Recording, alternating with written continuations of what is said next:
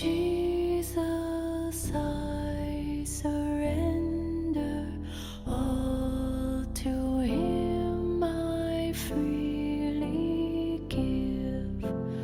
I will ever love and trust Him, in His presence daily live. The 10th of December 1903, Volume 6. Every time the soul seeks the Lord, she receives a divine shade, a divine feature.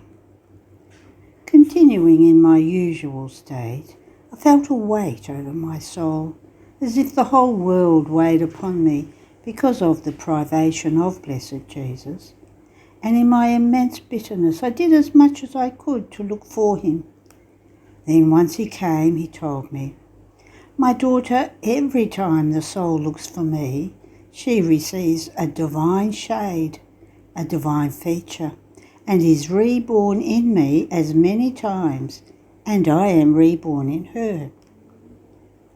While he was saying this, I was thinking of what he had said, almost surprised, and I said, "Lord, what are you saying?"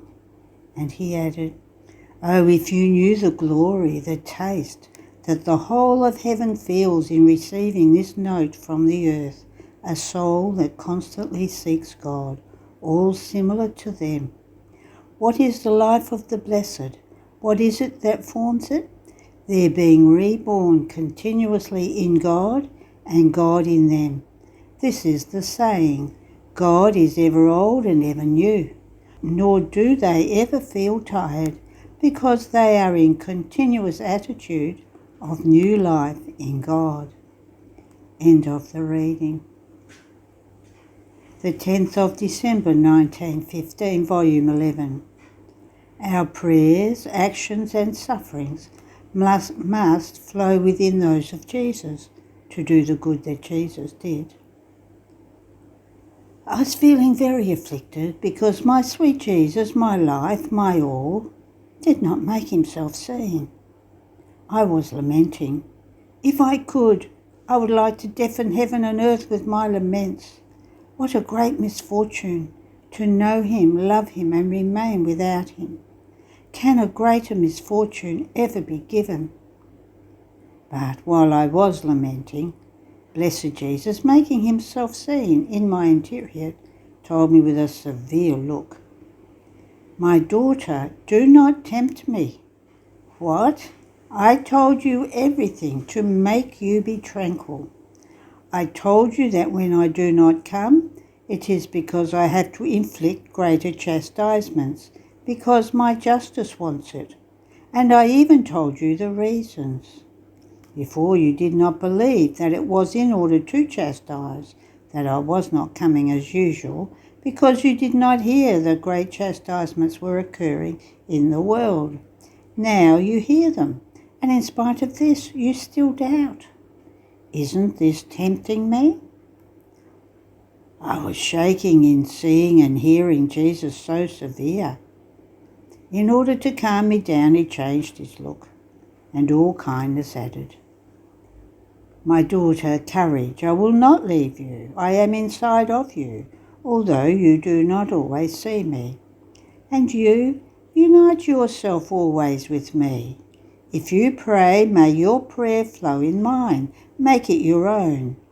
In this way you too will do all that I did with my prayers, the glory I gave to the Father, the good I pleaded for all. You will do it as well. If you work, make your work flow into mine and make it your own. So you will have in your power all the good that my humanity did, which sanctified and divinized everything. And if you suffer, may your suffering flow in mine, make it your own, so that you will have in your power all the good that I did in redemption. With this you will take the three essential points of my life, and as you do so, immense seas of graces will come out from you and pour out for the good of all, and I will look at your life not as your own, but as mine." End of the reading. The 10th of December 1918, Volume 12. Effects of the prayers of the souls who are intimate with Jesus. I was saying to my sweet Jesus, see, I don't know how to do anything, nor do I have anything to give you, but I want to give you my trifles. I unite these trifles of mine to the all as you are, and I ask you for souls. Therefore, as I breathe, my breathing asks you for souls. The beating of my heart, with incessant cries, asks you for souls. The motion of my arms, the blood which circulates in me, the batting of my eyelids, the movements of my lips, are souls that I ask of you. And I ask this united with you, with your love and in your will, so that everyone may hear my incessant cry within you, always asking for souls. Now, as I was saying this and other things, my Jesus moved in my interior and told me, my daughter, how sweet and pleasing to me is the prayer of the souls who are intimate with me. How I feel my hidden life of Nazareth being repeated, with no outward appearance, without any circle of people, with no sound of bells, completely neglected and alone, to the extent that I was barely known. I kept rising between heaven and earth, asking for souls. Not even a breath or a heartbeat escaped me, which did not ask for souls. And as I did this, my blast resounded in heaven, and drew the love of the Father to give me souls. This same sound, reverberating in hearts, cried out in a sonorous voice, souls! How many wonders did I not work during my hidden life, known only to my Father in heaven and to my Mother on earth. The same for the hidden soul who is intimate with me. As she prays, though no sound is heard on earth, her prayers, like bells, resound more vibrantly in heaven, to the extent of calling the whole of heaven to unite itself with her, and to let mercy descend upon the earth, which resounding not to the hearing but to the hearts of creatures, may dispose them to convert. End of the reading. The 10th of December 1921, Volume 13. The fecundity of one act done in the divine will. As I was in my usual state, my always lovable Jesus came, telling me, my daughter, how great is one act done in my will. See, if you ask the sun, how many seeds have you fecundated, how many of them have you multiplied from the moment you rose above our horizon? Neither the sun nor any other creature, as learned as he might be, would be able to tell you, even with an approximate number, how many seeds it fecundated, or how many of them it multiplied. Now, one act done in my will is more than sun, which multiplies to infinity, not human, but divine seeds. Oh, how it surpasses the fecundity and the multiplicity of the seeds that the sun has fecundated. An innovation in the spiritual world occurs, and such harmony that all are attracted. In hearing this harmony, those who are most disposed get warm. Thousands and thousands effects arise like many seeds, and since the act done in my will carries the creative power with itself, it fecundates those seeds in a way which is incalculable to a finite mind. Therefore, the acts done in my will are divine seeds, which carry with them the creative power, and which more than suns not only fecundate, but create seeds and multiply them to infinity. They give me the field for new creations, put my power in motion, and are the bearers of the divine life. End of the reading. The 10th of December 1926, Volume 20. How the divine will is a continuous act that never ceases. How the Virgin let herself be dominated by this act, and formed its life within herself. How in heaven, in the feasts of the Virgin, they celebrate the divine will. My poor mind was swimming in the unending sea of the eternal volition, and my adorable Jesus showed as the greatest prodigy how his most holy will, while being so immense, would restrict itself within the creature, though remaining immense, in order to dominate her and form its life in her. The creature who would remain immersed under a continuous act of this divine will was the miracle of miracles, and a prodigy never before seen. And lovable Jesus, all goodness, told me, "Dearest daughter of my will, you must know that only my volition possesses a continuous act that never ceases. This act is full of life, and therefore it gives life to everything. It preserves everything, and it maintains balance within itself and in all things. It alone can boast about possessing this continuous act of always giving life, of loving always, always, without ceasing for one instant. My humanity itself, if it possesses this continuous act, it is because in it flowed this continuous act of the supreme fiat.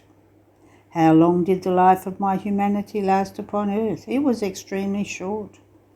As soon as I fulfilled what was necessary for the redemption, I departed for my celestial fatherland, though my acts remained. But these remained because they were animated by the continuous act of my will. On the other hand, my will never departs. It is always at its place, pre-existing, without ever interrupting its act of life over everything that came out of it.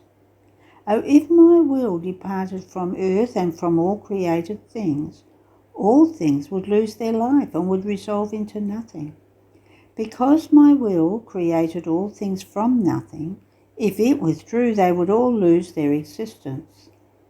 Now, do you want to know who is she who let herself be dominated by this continuous act of my supreme will, and never giving life to her own, received this continuous act of life of divine will, in such a way as to form within herself a life fully divine and in the likeness of her Creator?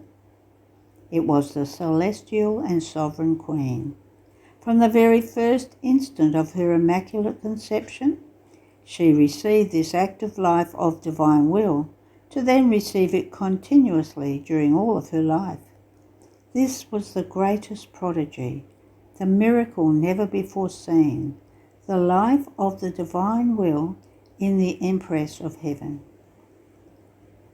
In fact, one single act of life of this fiat can issue heavens, suns, seas, stars, and everything it wants. So all the human acts placed before a single act of life of this will of mine are like many drops of water that dissolve within the ocean, like tiny little flames before the sun, like atoms in the great space of the universe. Imagine yourself what the height of the Immaculate Queen possesses, with this life of continuous act of divine will formed in her. This was the true miracle, the prodigy never before seen, that the littleness of the celestial sovereign enclosed within herself a divine life, a will, immense and eternal, that possesses all possible and imaginable goods. Therefore, in all the feasts with which the Church honours my Mama, all see its life in her, the primary cause by which she obtained the longed-for Redeemer, and therefore because this fiat had life that dominated and reigned in her, they find themselves in possession of the celestial Jerusalem. It was precisely the divine will that formed its life in this excelling creature who opened heaven that had been closed by the human will. Therefore, with justice, while they celebrate the Queen, they celebrate the supreme fiat that made her Queen, reigned in her, formed its life, and is the primary cause of their eternal happiness. So a creature who lets my will dominate and gives it free field in order to form its life in her is the greatest of prodigies. She can move heaven and earth, even God himself, as if she were doing nothing, while she does everything. And she alone can win the most important things, destroy all obstacles, face anything, because a divine will reigns in her. And just as all the power of the fiat dwelling in the creature was needed in order to impetrate redemption, and my humanity that possessed that power was needed in order to form it, in the same way, in order to impetrate the coming of the kingdom of my fiat itself, another creature is needed, who would let it dwell within herself and give it free field in order to form its life, so that my will itself through her may accomplish the one and most important prodigy, its coming to reign on earth as it does in heaven. And because this is the greatest thing that will place divine balance in the human family, I do great things in you. I centralize in you everything that it is necessary and decorous to know about this kingdom of mine, the great good it wants to give, the happiness of those who will live in it, its long story, its long sorrow, and of many centuries, because while it wants to come to reign in the midst of creatures to make them happy, they do not open the doors to it. They do not long for it. They do not invite it. And while it is present in their midst, they do not know it. Only a divine will could bear with such invincible patience being in their midst, giving them life and being not even known. My will is great, endless and infinite, and wherever it reigns, it wants to do things worthy of its greatness, of its sanctity, and of the power it contains. Therefore be attentive, my daughter. This is not just about anything or about forming a sanctity, but it is about forming a kingdom for my adorable and divine will. End of the reading. The 10th of December 1929, Volume 27. Perfect balance of God in his works. Triple balance. I was feeling all abandoned in the divine will, and continuing to do my acts in it, I heard a voice that whispered to my ear, "How tired I am." I felt stirred by this voice, and I wanted to know who it might be that was tired. And my sweet Jesus, moving and making himself heard in my interior, told me, "My daughter, it is I, myself, he who feels all the weight of so much waiting. And this produces such tiredness in me that I feel all the weight of wanting to do good and not being able to do it because of the lack of disposition of those who must receive it. Oh, how hard it is, wanting to do good, having it prepared and ready to give it, and finding no one who would receive it. Now you must know that when my fiat places itself in the act of operating, it has the same power, wisdom, immensity, and multiplicity of effects that its single act produces. If only it decides to go out into its divine field of action, its act possesses perfect balance between one and the other, and contains the same value, weight, and measure. My divine will, in going out into its field of action in creation, made display of such great magnificence of works, so much so that man himself is incapable of numbering them all, and of comprehending the right value of each work. And even though he sees them, touches them, and enjoys its beneficial effects, yet he can be called the first little ignorant one of creation. Who can tell how much light and heat the sun contains, how many effects it produces, or what the light is formed of? No one. Yet all see it and feel its heat, and so with all other things. Now my redemption holds hands with creation, and possesses as many acts for as many as creation possesses. They are in perfect balance, one with the other. because creation was an act of my divine will, and an act of it was redemption. Now, having to do another of its acts in the great fiat voluntas tua, on earth as it is in heaven, many other acts are there ready in my divine fiat, in such a way that they will have the triple balance of acts, the same value, weight and measure. And in seeing myself forced to wait, and feeling within myself the multiplicity of the acts I want to do, and not doing them because the kingdom of my fiat is not known and does not reign on earth, I feel such tiredness that I become fidgety, and I say, how is it possible that they do not want to receive my goods? And I remain afflicted because my acts, the power of my divine volition, its light, its happiness and beauty, do not bind themselves as brothers with the creatures, and do not run into their midst. Therefore compassionate me if you see me and hear me taciturn. It is the too much tiredness I feel from so much waiting that reduces me to silence. End of the reading. The 10th of December 1933, Volume 33. The first word that Adam pronounced. What the first lesson that God gave him was the divine will operating in man. I am always the little tiny ignorant one of the Supreme Being, and when the divine volition plunges me in its seas, I see that hardly the vowels, if that, do I know about his adorable majesty, and my littleness is so much that hardly do I know how to swallow some little drop of the so much that the Creator possesses. So, going around in the works of the divine fiat, I stopped in Eden, in which was made present to me the creation of man, and I thought to myself, what could be the first word that Adam said when he was created by God?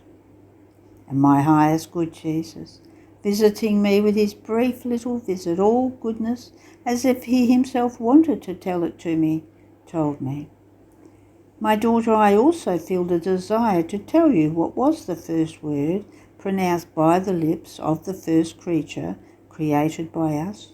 You must know that no sooner did Adam feel life, motion, reason, than he saw his God before him, and he understood that he had formed him. He felt in himself, in his whole being, still fresh, the impressions, the touch of his creative hands, and grateful in an impetus of love, he pronounced his first word. I love you, my God, my Father, author of this my life. But it was not only the word, but the breath, the heartbeat, the drops of his blood that flowed in his veins, the motion, his whole being united together as in chorus. I love you, I love you, I love you. In fact, the first lesson that he learned from his Creator, the first word that he learned to say, the first thought that had life in his mind, the first heartbeat that formed in his heart was, I love you, I love you. He felt himself loved, and he loved. I could say that his I love you never ended. It was so long that only then was it interrupted when he had the disgrace of falling into sin. So our divinity felt wounded in hearing on the lips of man, I love you, I love you. It was the same words that we had created in the organ of his voice that said to us, I love you. It was our love created by us in the creature that said to us, I love you. How not to remain wounded? How not to exchange him with a larger, stronger love, worthy of our magnificence? As we heard I love you said to us, so we repeated to him I love you. But in our I love you we let the operating life of our divine will flow in his whole being. In fact, we enclosed in man, as within one of our temples, our will, such that it was enclosed in the human circle, while it remained in us, so that it could work great things, and it could be the thought, the work, the heartbeat, the step and the work of man. Our I love you could not give anything more beautiful, more holy, more powerful that alone could form the life of the Creator in the creature than our will operating in him. And oh, how pleasing it is to us to see our will has its place of actor. And the human volition, dazzled by its light, enjoyed its paradise, and giving it full liberty, it let it do what it wanted, giving it the primacy in everything and the place of honour that is befitting to a volition so holy. See, therefore, the beginning of the life of Adam was an act, with his whole being full of love toward God. What a sublime lesson! How the beginning of love would run in the whole operation of the creature. The first lesson that he received from our Supreme Being in exchange for his I love you was that while we tenderly loved him, responding to his I love you, we gave him the first lesson on our divine will. And while we instructed him, we communicated to him its life and the infused science of what our divine fiat means. And every time he said, I love you to us, our love prepared for him other more beautiful lessons about our volition. He remained enraptured, and we delighted ourselves in conversing with him, and we made perennial rivers of love and of joys flow over him, such that the human life became enclosed by us in love and in our will. Therefore, my daughter, there is no greater sorrow for us than seeing our love as broken in the creature and our will obstructed, suffocated, without its operating life and as subordinate to the human volition.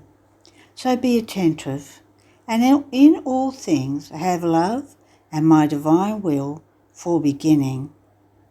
End of the reading. There are no more readings today, and there will be no readings for tomorrow. So, see you in 2 days. Have a blessed day.